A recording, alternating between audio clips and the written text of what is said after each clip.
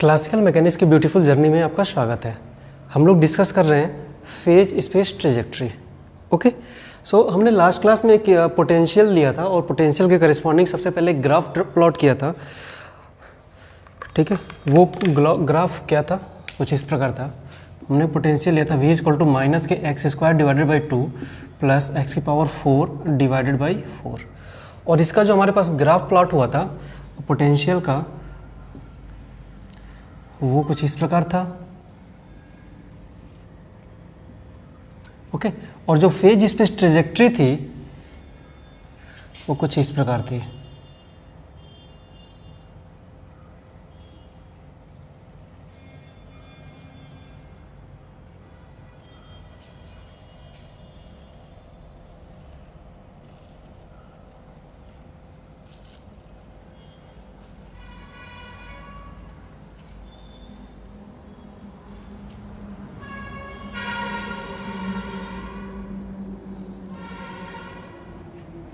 Okay, सो इस particular graph के लिए v इक्वल टू माइनस के x square divided by 2 plus x power 4 divided by 4 के लिए हमारे पास पोटेंशियल ये मिला था और इसके करस्पॉन्डिंग फेज स्पेस ट्रेजेक्ट्री ये थी।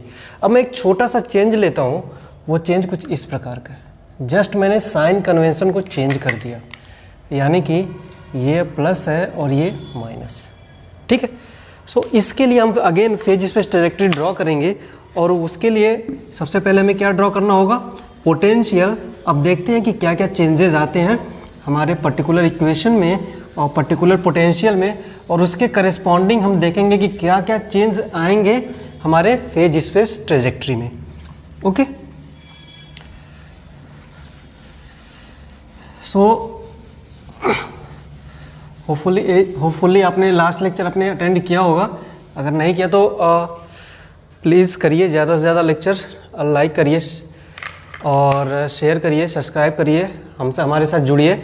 इसके अलावा प्रॉब्लम प्रैक्टिस सेशन हम लोग आप लोगों के लिए लेके आ रहे हैं। तो प्रॉब्लम प्रैक्टिस सेशन का ही एक हिस्सा है ये फेज स्पेस ट्रेजेक्ट्री, जिसमें हमने पहले फेज स्पेस ट्रेजेक्ट्री ड्रॉ करना सीखा and after that second lecture में हमने पोटेंशियल को इंट्रोड्यूस किया। और ये तीसरा लेक्चर है जो as it is second lecture के समान ही है, बट यहाँ पे एक छोटा सा चेंज लिया हमने साइन और प्लस माइनस का, और उसके करस्पॉन्डिंग हम ग्राफ में होने वाले चेंजेस को देखेंगे। तो सबसे पहले हम क्या क्या किए थे लास्ट क्लास में, अगर आपको याद हो तो सबसे पहले हमने x की वो वैल्यूज़ फाइंड आउट की थी जिसके लिए v की वैल्यू क्या हो रही थी, 0। सो हमने v इक्वल टू 0 लिया। सो क्या होगा, x square divided by 2 minus x की power 4 divided by 4 is equal to 0। I am going to multiply with 2, so I am going to take common. So 1 minus x square is equal to 0। Sorry, this is not 1, this will be 2। Okay, so यहाँ से आपको देख रहे हैं, so x equal to 0 and x equal to plus minus root 2। x equal to 0 and x equal to plus minus root 2 के लिए v equal to क्या हो रहा है, 0 होगा। ओके, अब सेकेंड टर्म ने क्या किया था, फर्स्ट ऑर्डर डेरिवेटिव लिया था। ठीक है, फर्स्ट ऑर्डर डेरिवेटिव अगेन लेंगे, del v over del x, और इसको क्या पुट करेंगे, 0, एंड कुछ वैल्यूज फाइंड आउट करेंगे x की, जिससे जो फर्स्ट ऑर्डर डेरिवेटिव 0 मिले। सो फर्स्ट ऑर्डर डेरिवेटिव लीजिए, सो x माइनस एक्स क्यूब, ये किसके बराबर होगा, 0 के। ये होगा ट्वाइस x डिवाइडेड बाई 2, तो 2 से 2 कैंसिल आउट। ये होगा 4x क्यूब डिवाइडेड बाई 4, सो 4 से 4 कैंसिल्ड आउट। ठीक है, सो x, सो यहाँ से आप कॉमन ले सकते हो, x 1 minus x square is equal to 0। So यहाँ से भी x equal to 0 and x equal to plus minus 1। Okay, अब हम क्या करेंगे, थर्ड डबल डेरिवेटिव चेक करेंगे, double derivative. So double derivative term लीजिए इसका, 1 माइनस 2x स्क्वायर, क्या मिला हमको, सॉरी 2 नहीं 3x square, 1 minus 3x square, 1 minus 3x square. अब ये इंटरेस्टिंग है, यहाँ तक तो as it is last class की तरह ही था, लास्ट सेक्शन की तरह ही था, लेकिन अब यहाँ पे अब कुछ चेंजेस आपको देखने को मिलेगा, और वो होगा points at x equal to 0। x equal to जब आप 0 पुट करेंगे इस इक्वेशन में, सो वैल्यू 1 आएगा, यानी कि पॉजिटिव, एंड डबल डेरिवेटिव आप x equal to plus minus 1 दोनों पुट कर सकते हैं, दोनों पुट करेंगे तो ध्यान दीजिएगा, प्लस पुट करेंगे तो भी एक्स स्क्वायर है, +1 आएगा, -1 पुट करेंगे तो भी एक्स स्क्वायर होने की वजह से इसकी वैल्यू सेम ही रहेगी। सो इसकी वैल्यू आएगी 1 - 3 = -2 नेगेटिव, और ये टर्म क्या है, पॉजिटिव।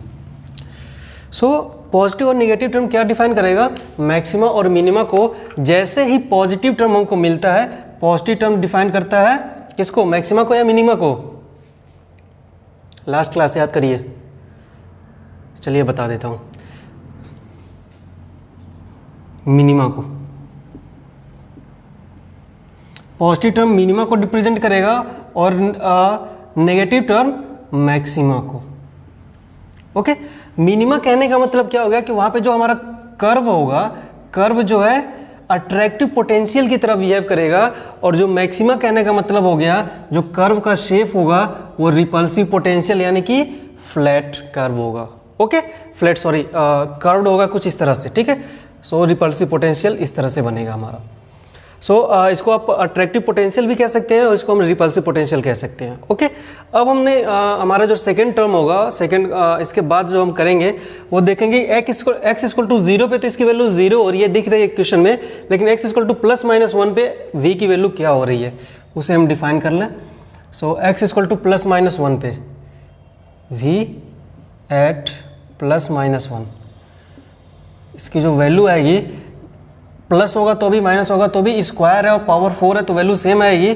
सो ये होगा 1/2 माइनस के 1/4, यू कैन सिंपली टेक 1/4। ये किसका आ रहा है, पॉजिटिव। सो अब यहाँ पे आपको साफ साफ अंतर दिख रहा होगा, हमने लास्ट क्लास में जो किया था वहाँ पे जो है ठीक इसका उल्टा आया था। उल्टा कहने का मतलब ये हो गया कि जो हमारा मिनिमा बन रहा था वो मैक्सिमा बन रहा था उस केस में, और यहाँ पे जो मैक्सिमा बन रहा था वो मिनिमा को रिप्रेजेंट कर रहा है। फॉर दिस केवल माइनस साइन चेंज करने की वजह से। ओके, सो जाहिर सी बात है, जैसे भी आप थोड़ा कोई इक्वेशन लेते हो उसमें थोड़ा सा भी चेंज होते हैं, प्लस माइनस का चेंज करोगे तो जाहिर सी बात है ग्राफ में चेंज आना ही है। सो हमारे पास ये गिवन चेंजेस होंगे। अब इसके बाद हमने डिफरेंट वैल्यूज निकाल लिए, मैक्सिमा मिनिमा फाइंड आउट कर लिया, और उस पर्टिकुलर वैल्यू के लिए, मैक्सिमा या मिनिमा की वैल्यू के लिए हमारे पास वैल्यूज भी आ गई हैं। अब हमारे पास जो नेक्स्ट वर्क होगा वो होगा, हम इस ग्राफ को प्लस और माइनस इन्फिनिटी की तरफ देख लेंगे कि कैसे प्लस माइनस इन्फिनिटी पे इसका बिहेवियर क्या है। सो x = +∞ पे देखते हैं। x = +∞, जैसे ही x = +∞ आप रखते हो, सो इन्फिनिटी का स्क्वायर और इन्फिनिटी की पावर 4, बट ये नेगेटिव टर्म है, नेगेटिव टर्म डोमिनेट करेगा। नेगेटिव टर्म डोमिनेट करने का मतलब क्या है, इन्फिनिटी, बट किस डायरेक्शन में, नेगेटिव डायरेक्शन में। सो x की पॉजिटिव इन्फिनिटी के लिए पोटेंशियल क्या किधर डोमिनेट करेगा, नेगेटिव इन्फिनिटी की तरफ। सो v की वैल्यू जो होगी वो क्या होगी, -∞। इसको क्रॉस चेक करने के लिए आप कोई सा भी जनरल वैल्यू ले सकते हो। सपोज x = 100 ले लिया, सो ये कितना हो जाएगा 1000, बट ये कितना होगा 1000 का स्क्वायर होगा, ठीक है। सो ये वैल्यू डोमिनेट करेगी, और जब ये वैल्यू डोमिनेट करेगी तो जाहिर सी बात है ये इसका जो साइन होगा वो प्रीफर किया जाएगा फॉर द v, ठीक है। सो पोटेंशियल क्या हो जाएगा, नेगेटिव। अब x = -∞ के लिए x = -∞ रखेंगे, तो -∞ का स्क्वायर अगेन -∞ की पावर 4। सो यही टर्म, सेकेंड टर्म ही डोमिनेट करेगा, बट नेगेटिव साइन होने की वजह से जो है ये पोटेंशियल किस डायरेक्शन में मूव करेगा, माइनस नेगेटिव की तरफ। ओके, होप सो ये पॉइंट क्लियर है। अब सिंपली हम इन सारे पॉइंट्स को जो है हम अपने ग्राफ में इंट्रोड्यूस करेंगे, और इन सारे पॉइंट्स को कलेक्ट कर लेंगे और मिला देंगे, तो हमारे पास वैल्यू मिल जाएगी किसकी, हमारे पास एक पर्टिकुलर ग्राफ प्राप्त हो जाएगा, ठीक है।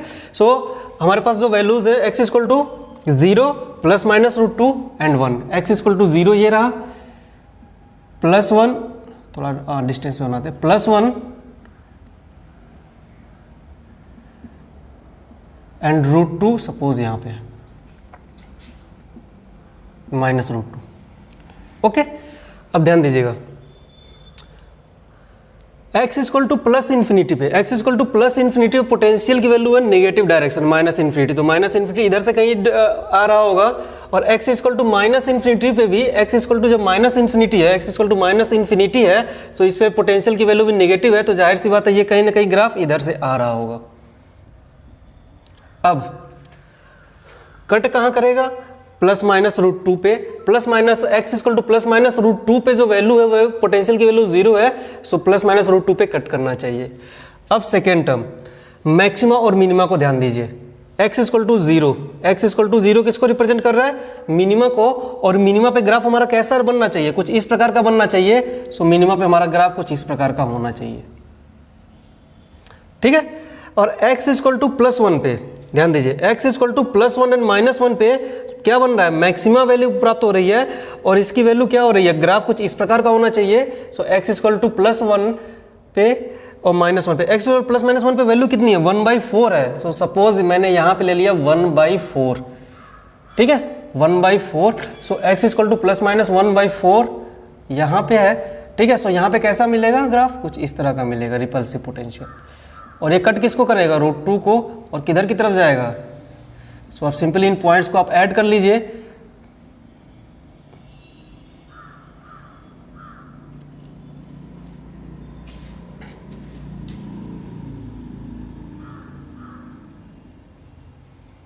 ठीक है।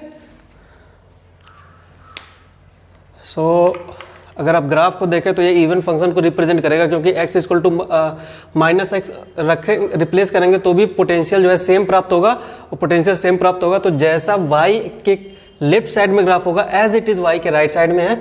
माफ़ कीजिएगा, थोड़ा सा यहाँ पे आपको ग्राफ देखने में भी सिमेट्रिक नहीं दिख रहा होगा, बट ये ग्राफ जो है सिमेट्रिक मिलेगा आपको, ओके। सो आप ध्यान से बनाइएगा। अब देखिए, हमने तो पोटेंशियल ड्रॉ कर लिया, अब हमें इसके करिस्पॉन्डिंग जो है क्या ड्रॉ करना है, फेज स्पेस ट्रेजेक्ट्री ड्रॉ करनी है। सो आई होप अब आप जो लोग जो है कंफर्टेबल होंगे किसी भी सिस्टम का पोटेंशियल ड्रॉ करने के लिए। पोटेंशियल ड्रॉ करने के लिए हमें सबसे पहले क्या किया है, पोटेंशियल x की वो वैल्यूज फाइंड आउट किए जिसके लिए v हमारा 0 होगा। सो वो वैल्यूज है x equal to 0 and x equal to plus minus root 2, okay. उसके बाद हमने फर्स्ट ऑर्डर डेरिवेटिव लिया और x की कुछ वैल्यूज फाइंड आउट की हैं चेक करने के लिए कि इन वैल्यूज पे जो है क्या हो रहा है, पोटेंशियल मैक्सिमा को रिप्रेजेंट कर रहा है या मिनिमा को। और जैसे ही हमारे पास उसको कंसीडर किया x equal to positive, positive यानी कि मिनिमा, मिनिमा यानी कि अट्रैक्टिव पोटेंशियल, इसको आप अट्रैक्टिव पोटेंशियल के नाम से भी जानते हो। अट्रैक्टिव पोटेंशियल होने का मतलब क्या होगा, समथिंग ऑसिलेशन, वहाँ पे कुछ ना कुछ ऑसिलेशन जैसा मिलेगा आपको। और x इक्वल टू जब इसकी वैल्यू निगेटिव आएगी तो निगेटिव किसको रिप्रेजेंट करेगा, मैक्सिमा को, और मैक्सिमा में रिपल्सिव पोटेंशियल यानी कि रिपल्सिव पोटेंशियल को चेक करेगा, रीच करेगा पार्टिकल हमारा, ठीक है। अब उसके बाद हमने देखा कि x इक्वल टू जो वैल्यूज हमें प्राप्त हुई हैं, x equal to first order derivative पे, उस वैल्यूज के लिए पोटेंशियल की वैल्यू कितनी है। सो पोटेंशियल की वैल्यूज हमको मिली 1 प्लस के 1/4, सो हमने प्लस के 1/4 किया। और इन सारे पॉइंट्स को x इक्वल टू 0 को x equal to plus 1 plus minus 1, sorry ये this is minus 1, x equal to plus minus 1 और x equal to plus minus root 2, और उसके बाद इन्फिनिटी को हमने क्या किया है, वेरीफाई किया है कि ये वैल्यूज v की वैल्यू क्या होगी इन सारे पॉइंट्स पे, ठीक है। और फिर उन सारे पॉइंट्स को हमने सिंपली ऐड कर लिया विथ ग्राफ, सो हमें एक पर्टिकुलर ग्राफ मिल गया। अब हमें इस पर्टिकुलर ग्राफ के लिए हमें फेज स्पेस ट्रेजेक्ट्री ड्रॉ करना है। सो वो ट्रेजेक्ट्री कैसी आएगी, आइए देखते हैं। हमें इस पर्टिकुलर ग्राफ के लिए फेज स्पेस ट्रेजेक्ट्री ड्रॉ करना है।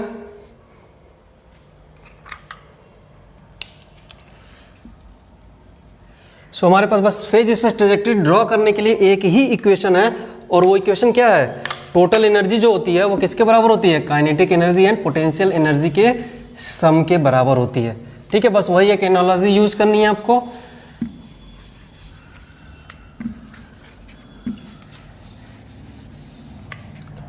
ठीक,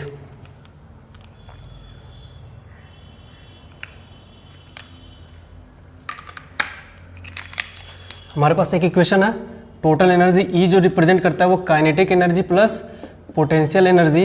अब काइनेटिक एनर्जी को लिख सकते हैं आप टोटल एनर्जी माइनस के पोटेंशियल एनर्जी, ठीक है। इसके बाद हमें जो चेक करना होता है वो होता है क्लासिकल अलाउडेड रीजन या क्लासिकल फॉरबिडन रीजन। अगर काइनेटिक एनर्जी पॉजिटिव है, काइनेटिक एनर्जी पॉजिटिव है, सो ये कब बनेगा पॉजिटिव, जब E is greater than potential energy, जब एनर्जी की वैल्यू ज़्यादा बड़ी होगी सो पॉजिटिव वैल्यू, सो ये रीजन होता है क्लासिकल अलाउडेड रीजन। और क्लासिकल फॉरबिडन रीजन क्या होता है, अगर काइनेटिक एनर्जी नेगेटिव हो जाए। काइनेटिक एनर्जी नेगेटिव कब होगा, जब पोटेंशियल एनर्जी ज़्यादा होगा। सो पोटेंशियल एनर्जी अगर ग्रेटर देन E है, सो हमारे पास क्लासिकल फॉरबिडन रीजन होगा। सो हम किसी भी सिस्टम के लिए गिवन एनर्जी लेवल के लिए क्या देखते हैं, क्लासिकल अलाउडेड रीजन और क्लासिकल फॉरबिडन रीजन पहले डिसाइड करते हैं, उसके बाद हम फेज स्पेस ट्रेजेक्ट्री ड्रॉ करते हैं। ठीक है, सो सबसे पहले हमने एक एनर्जी लेवल ले लिया, सपोज ये कुछ इस प्रकार है एनर्जी हमारी। ठीक है, सो अब हम रीजन डिफाइन करते हैं, first, second, third, fourth, fifth. हमारे पास 5 रीजन हैं। पांचों रीजन में सबसे पहले ये चेक करना है कि क्लासिकल अलाउडेड रीजन कौन सा है और क्लासिकल फॉरबिडन रीजन कौन सा है। सो हम सिंपली ग्राफ का यूज़ करेंगे। आपको पता है किसी भी पर्टिकुलर ग्राफ में, ठीक है, अगर 2 पॉइंट्स हैं, 2 ड्रॉ हैं, एक अपर वाला ड्रॉ की वैल्यू हमेशा लोअर वाले ड्रॉ से ज़्यादा होती है कि नहीं होती है किसी भी पर्टिकुलर ग्राफ में? बिल्कुल होती है। जो ऊपर होगा उसकी वैल्यू ज़्यादा होगी और जो नीचे होगा उसकी वैल्यू कम होगी। सो ऊपर वाले में से नीचे वाले को घटाएंगे तो आपको पॉजिटिव टर्म मिलेगा और नीचे वाले में से अगर ऊपर वाले टर्म को घटाएंगे तो नेगेटिव टर्म मिलेगा। सो हमें इस सिस्टम को देखना है, सिंपली इस सिस्टम को देखना है। इसमें 2 चीज़ें गिवन है, एक एनर्जी गिवन है और दूसरा पोटेंशियल गिवन है। 2 चीजें गिवन है, एक एनर्जी गिवन है और दूसरा पोटेंशियल गिवन है। इस इक्वेशन को देखते हुए हम सिंपली ये एनालिसिस करेंगे कि क्लासिकल अलाउडेड रीजन है या फिर classical forbidden region. Okay, so simply हमें इस इक्वेशन को देखना है, इस इक्वेशन को भी with the help of graph. So ध्यान दीजिए, ये रहा हमारा टोटल एनर्जी का, ये रहा हमारा टोटल एनर्जी का ग्राफ। ठीक है, ये रहा टोटल एनर्जी और ये रहा पोटेंशियल। सो टोटल एनर्जी ऊपर है किसके, पोटेंशियल एनर्जी के, पोटेंशियल एनर्जी यहां तक। सो एनर्जी जो है, टोटल एनर्जी जो है पोटेंशियल के ऊपर है, इसका मतलब E is greater than potential energy, और पोटेंशियल एनर्जी ज्यादा होने का मतलब क्या होगा, क्लासिकल अलाउडेड रीजन। कोई दिक्कत नहीं होना चाहिए। सेकेंड रीजन में आइए। सेकेंड रीजन में जब आप आते हैं तो यहाँ पे आप देखते हैं कि जो टोटल एनर्जी का टर्म है वो पोटेंशियल से, इस गिवन पोटेंशियल से कम है, क्योंकि पोटेंशियल यहाँ पे ऊपर है और पोटेंशियल ऊपर यानी कि पोटेंशियल एनर्जी ज़्यादा होना किसी भी ग्राफ में। सो पोटेंशियल एनर्जी ज़्यादा होने का मतलब काइनेटिक एनर्जी का नेगेटिव होना, और काइनेटिक एनर्जी नेगेटिव यानी कि क्लासिकल फॉरबिडन रीजन। ठीक है, अब थर्ड रीजन में आइए। ये रहा हमारा टोटल एनर्जी और ये रहा हमारा पोटेंशियल। सो टोटल एनर्जी जो है पोटेंशियल से ऊपर है, टोटल एनर्जी जो है पोटेंशियल से ऊपर है। सो ऊपर होने की वजह से जो है टोटल एनर्जी में से पोटेंशियल एनर्जी को घटाएंगे तो हमको पॉजिटिव टर्म मिलेगा, और पॉजिटिव टर्म मिलने का मतलब क्या है, क्लासिकल अलाउडेड रीजन। कोई डाउट नहीं होना चाहिए। Third region, sorry third region हो गया। Fourth region, again potential energy total energy से ऊपर है। पोटेंशियल एनर्जी का ग्राफ टोटल एनर्जी के ग्राफ से ऊपर है। टोटल एनर्जी का ग्राफ ऊपर होने का मतलब क्या, पोटेंशियल एनर्जी का ज्यादा होना। पोटेंशियल एनर्जी जैसे ही ज्यादा हुई सो हमारा एनर्जी, काइनेटिक एनर्जी नेगेटिव हुआ, और काइनेटिक एनर्जी नेगेटिव होने का मतलब classically forbidden region. So classical forbidden region. और फोर्थ रीजन पे आइए, फिफ्थ रीजन पे आइए। फिफ्थ रीजन में टोटल एनर्जी ये रही और पोटेंशियल डिक्रीज कर रहा है। सो पोटेंशियल डिक्रीज होने का मतलब क्या हो गया, सिंपली ये ध्यान दीजिए, एनर्जी ये रही, ये रहा। सो क्या हुआ, एनर्जी ज़्यादा होगी, पोटेंशियल कम है, एनर्जी ज़्यादा पोटेंशियल कम, एनर्जी ज़्यादा पोटेंशियल कम, positive, kinetic energy positive, kinetic energy positive यानी कि क्लासिकल अलाउडेड रीजन। ठीक है, अब जैसे ही हमने ये रीजन डिफाइन कर लिया, क्लासिकल अलाउडेड और क्लासिकल फॉरबिडन, सो हमारे पास जो अगला टास्क होता है, हमें ये पता है बाई कॉन्सेप्ट की जो क्लासिकल फॉरबिडन रीजन होता है उस रीजन में हमारे पास जो फेज स्पेस ट्रेजेक्ट्री होती है वो हम ड्रॉ नहीं कर सकते, बट क्लासिकली अलाउडेड रीजन में जो है फेज स्पेस ट्रेजेक्ट्री हम ड्रॉ कर सकते हैं। सो क्लासिकल अलाउडेड रीजन हमारे पास ये है और ये है और ये है। ठीक है, सो इस रीजन में जो है फेज स्पेस ट्रेजेक्ट्री प्लॉट होगी, और बाकी का जो रीजन है क्लासिकल फॉरबिडन रीजन, इस रीजन में हम फेज स्पेस ट्रेजेक्ट्री ड्रॉ नहीं कर सकते। सो हम अगेन क्या करेंगे, डॉटेड लाइन।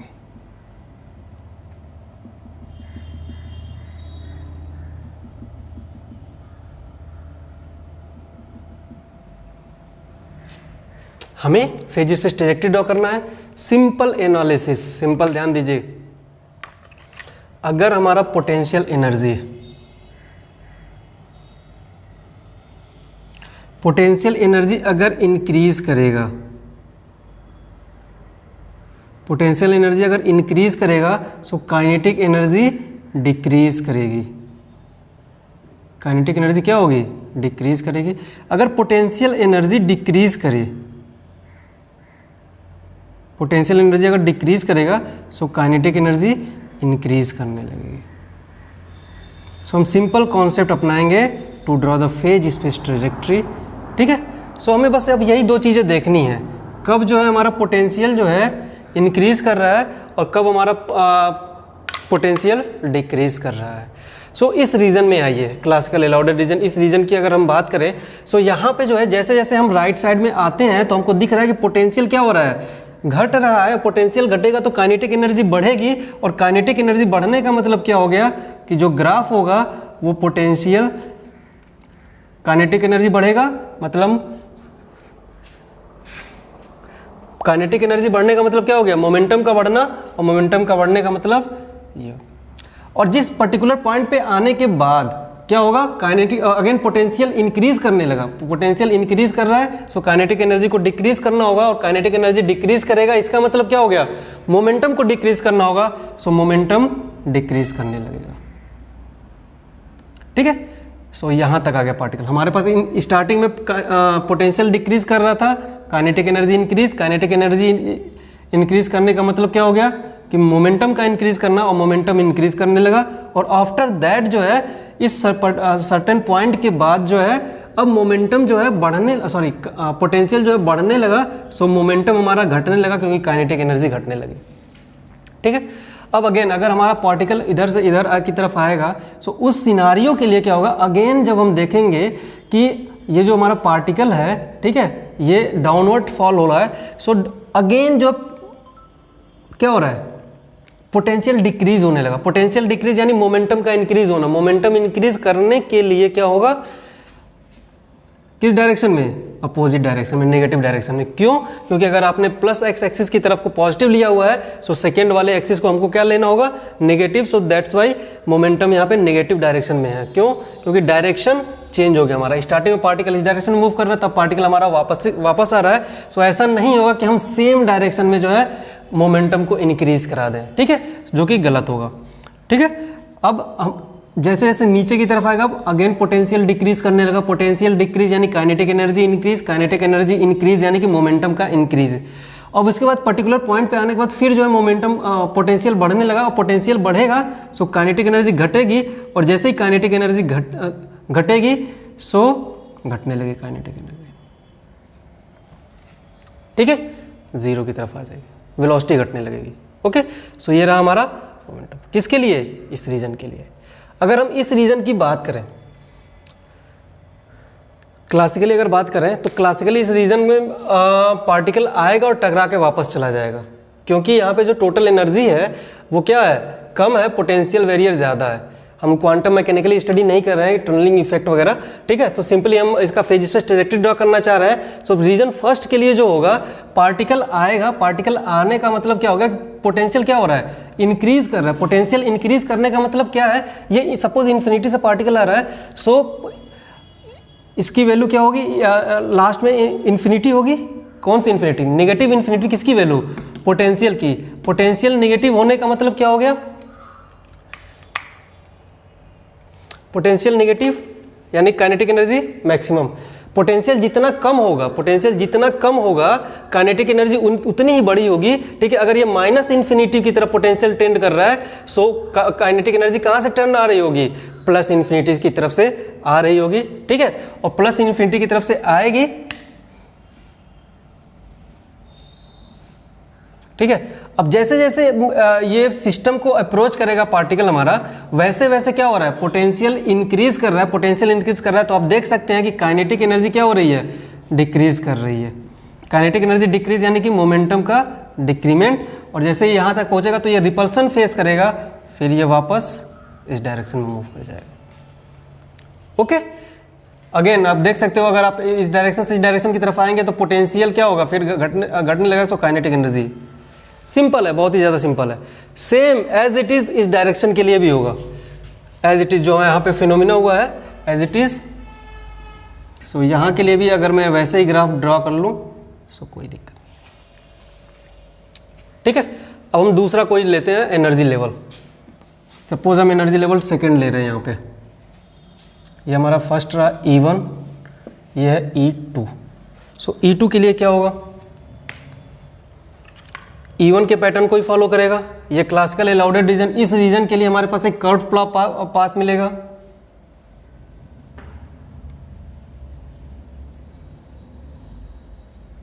ठीक है, और इस रीजन के लिए अगेन रिपल्सिव।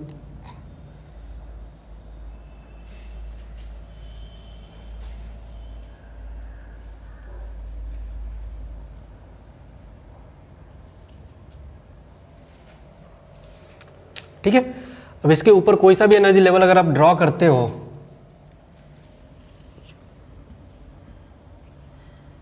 E3 ले लिया हमने।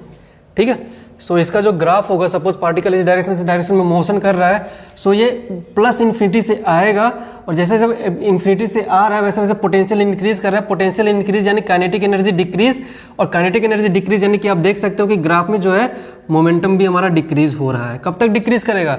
इस पर्टिकुलर पॉइंट तक डिक्रीज करेगा, क्योंकि यहाँ पे पोटेंशियल की वैल्यू क्या है? मैक्सिमम है, और मैक्सिमम होने के बाद फिर पोटेंशियल क्या हो रहा है? डिक्रीज होने लगा, और पोटेंशियल डिक्रीज करेगा, so kinetic energy again increase करने लगेगी। काइनेटिक एनर्जी इंक्रीज करेगी, कब तक इंक्रीज करेगी?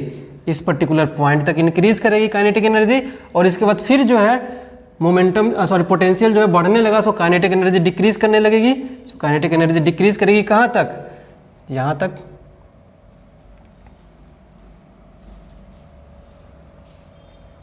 ठीक है, और फिर उसके बाद एक जग फील होगा अगेन इस तरह।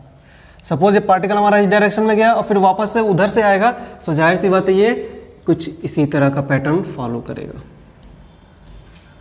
ठीक है, बहुत ही सिंपल, बहुत ही अच्छा पैटर्न आपको देखने को मिल रहा है। सो ये किसकी वजह से हो रहा है? हमने बस एक छोटा सा साइन चेंज किया, एक जो प्लस था वो माइनस किया। सो हमारे गिवन ग्राफ में जो है आपने देखा कि कितना मतलब सिमेट्री पूरी की पूरी चेंज हो गई, और उसके करस्पॉन्डिंग जो हमारा फेज स्पेस ट्रेजेक्ट्री है वो भी टोटली क्या हो गया? चेंज हो गया। ओके, सो आज की क्लास में बस इतना ही। अगर किसी भी प्रकार का कोई डाउट हो तो यू कैन आस्क। ठीक है, थैंक यू।